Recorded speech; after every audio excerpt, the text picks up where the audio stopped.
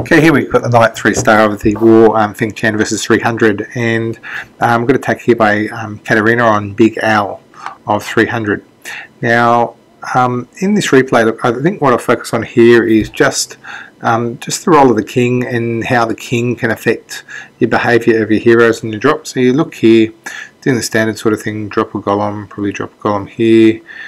clear things out, drop the king late. I think they drop a jump here, so to come at the inferno, and you'd hope that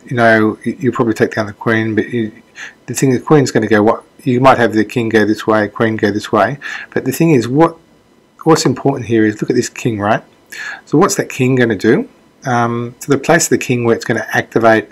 as soon as one of the infernos gets some action, and that'll come through here, and that's what it's going to do, is going to pull both heroes sideways. So what that means is, while all the attacks focused on here, what you see is Katarina drops 2 hogs through here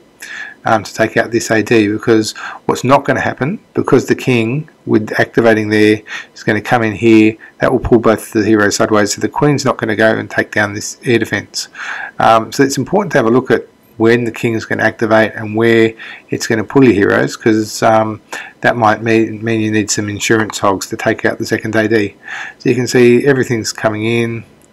wait for them zap, the queen's killing away, and then what it does is drop some hogs at some point to come through here.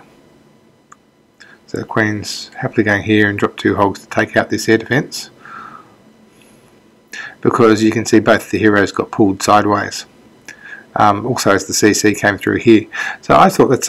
just when you're planning your attack, have a look at where the king is, have a look at where it's going to activate and what that's going to do to your heroes, because you might need to plan that in terms of whether you need some hogs to clear the second AD. That's probably going to give you an indication, and you're seeing more and more of people using the king to provide late distraction and interfere with the hero part of your raid. So then here it's pretty typical, drop your lava, make it go all the way across, drop in sort of 3s at each of the defences, rage, good high value rage here, good high value rage here, with the rage finishing on the edge of the inferno, drop the freeze, so they all come through en masse on that, a couple more lens at the end, and this is getting more standard now. It takes a lot of skill to do this, I will say that, but this sort of standard strategies you're seeing there, and so hopefully as you're doing this more and more, you're finding your 2 and 3 starring. Like I'm finding I can, like even in the legs, I did my badge attack today and I got 80 on the badge attack, and I didn't use my zap.